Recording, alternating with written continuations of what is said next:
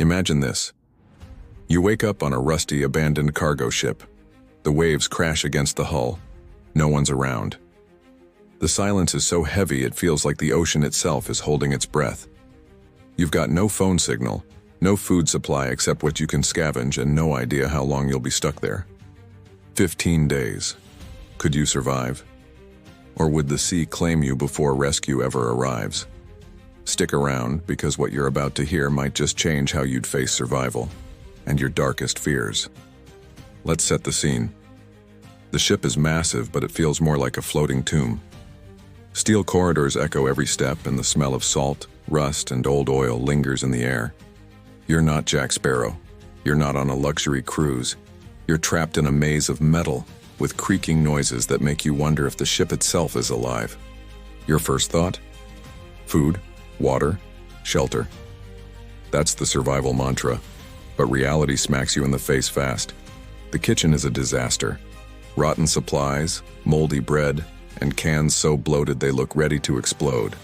Congratulations, you just unlocked food poisoning mode. Water, worse. Salt water surrounds you, endless and mocking. You might remember some survival tips. Boil seawater to remove salt. Great idea. Except the stove doesn't work, and the only matches you find crumble like ancient cookies. You're improvising now. Maybe collect rainwater in buckets? Problem is, the sky is clear. You start praying for a storm. Meanwhile, the psychological games begin. The ship creaks like a horror soundtrack on repeat. Every shadow feels like someone or something is watching. You walk past cabins and doors slam shut on their own. Rational brain says, just the wind. But the part of your brain wired for horror movies, it's screaming ghost ship.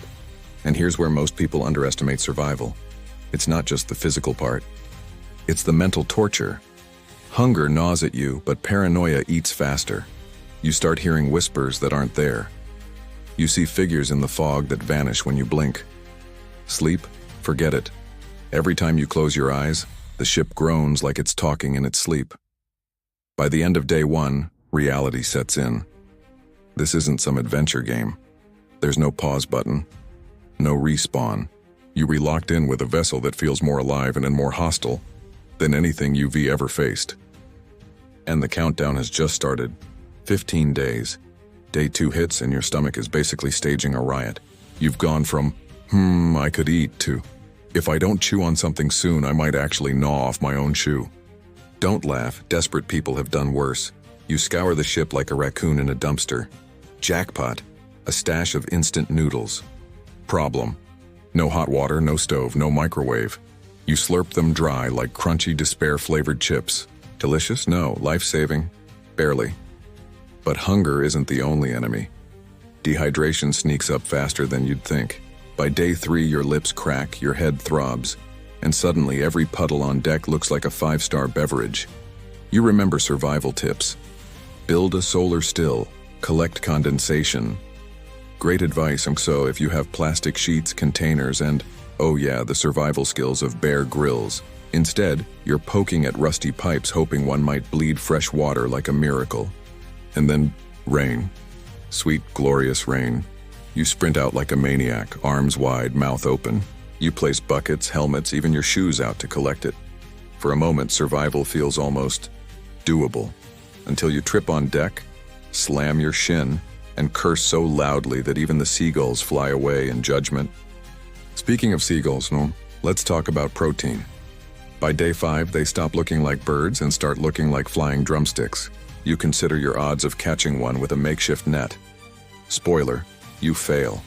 They laugh at you. Yes, you swear they laugh. Hunger does weird things. And weirdness is only beginning, because hunger plus isolation equals hallucinations. You start hearing footsteps in empty corridors. You swear you see a man in a captain's hat standing by the rail, staring at the horizon. You blink, and he's gone. Now, every creak of the ship sounds like a whisper. Leave. But you can't. You're stuck. By day 7, you've gone full feral. Your beard, or if you can't grow one, your inner caveman is thriving. You talk to pipes like they're your new roommates. You name one of the rats you spot in the galley. His name? Steve. Steve the Rat becomes your only friend. He doesn't talk back, but hey, he doesn't judge you either. Unlike the seagulls, still you're learning. You've figured out how to rig makeshift rainwater collectors, ration your food scraps, and even set up a sleeping spot away from the loudest creaks. You're surviving. Barely. But survival isn't just about not dying. It's about not losing your mind. And after a week at sea, you realize something terrifying. The ship isn't trying to kill you. It's trying to keep you. By day 8, your body is weak, but your mind? Oh, it's gone rogue. Sleep should be your escape, but every time you close your eyes, the ship groans like it's whispering secrets through the metal. And the dreams? Worse than being awake. You dream of drowning, lungs burning, arms thrashing, only to wake up gasping, covered in sweat. Except sometimes, you're not sure you did wake up. The line between dream and reality blurs until you're stuck in a loop of half-nightmares. And in each one, you hear the same sound. Heavy boots pacing above you. So you investigate. You drag your tired body through endless corridors, chasing phantom footsteps. They always stop just as you turn the corner. You swear you see a shadow flicker past the captain's quarters. Once you hear laughter, a deep human laugh. Except you're alone. Right? By day 10, paranoia is your new best friend. Every clang of chains, every crash of waves. Your brain turns it into danger. You swear the ship is watching you. The way doors slam shut when no wind blows. The way cold drafts rush past you, like something unseen just brushed by. You try to rationalize it. Isolation does this to people. Sailors throughout history went mad at sea, convinced their ships were haunted. But here's the kicker. You find proof. In the cargo hold tucked away beneath tarps, you discover a journal. Leather-bound, soaked with water stains, its pages warped but still legible. The entries are short at first. Day 2, supplies low. Day 5, storm coming. Day 7, voices at night. Your blood runs cold. Voices? Footsteps? The exact same things you've been hearing. You flip to the last entry, scrawled in shaky handwriting. Day 12. The ship won't let us leave. The pen trails off mid-sentence like the writer was ripped away before finishing. Now you're not just scared. You're convinced. This isn't just a ship, it's a trap. By day 11, you're talking out loud constantly. Partly to keep yourself sane. Partly because silence has become unbearable. You shout at the walls. You scream at the sea. At one point, you throw an empty can across the deck only to hear it roll back to you. As if someone, or something, kicked it. Your only friend, Steve the Rat, hasn't shown up in 2 days. Did something get him? Did the ship? Or maybe he's smarter than you and found a way off this floating nightmare. On the night of day 12, thunder rolls in. Lightning flashes illuminate the deck, and you swear in one blinding strike you see him. A man, pale, dripping wet, standing by the rail. He doesn't move, doesn't speak, just stares straight into your soul. When the next lightning bolt comes, he's gone. You curl up, shaking, whispering to yourself, just 3 more days. Just 3 more days. But deep down, you know, it's not about the days anymore. It's about whether the ship is willing to let you go. Day 13. At this point, you're not surviving. You're enduring.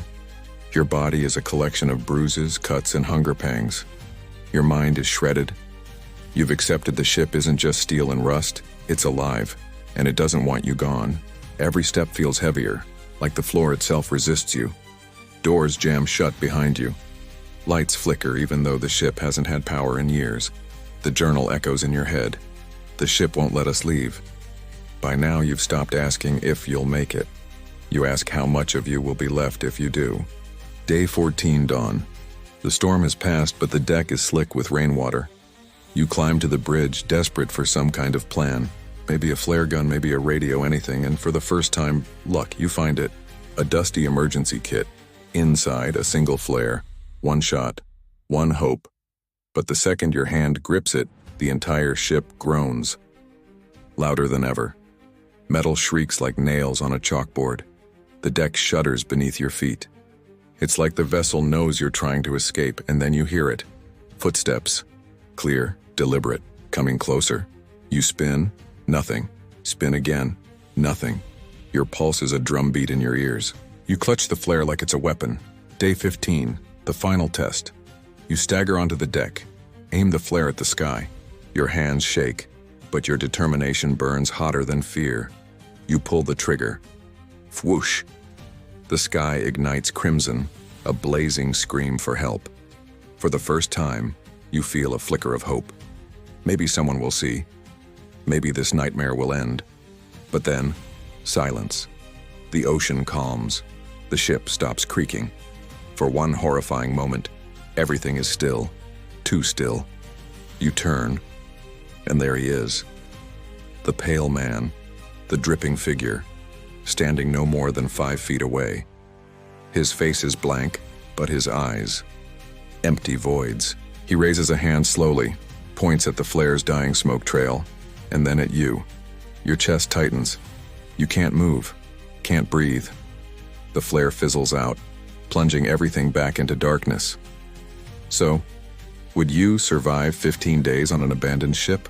Or would the whispers, the hunger, and the shadows drag you under? Tell me in the comments what your first move would be if you woke up trapped at sea. And if you enjoyed this chilling survival nightmare, hit that subscribe button so you don't miss the next deep dive into the unknown.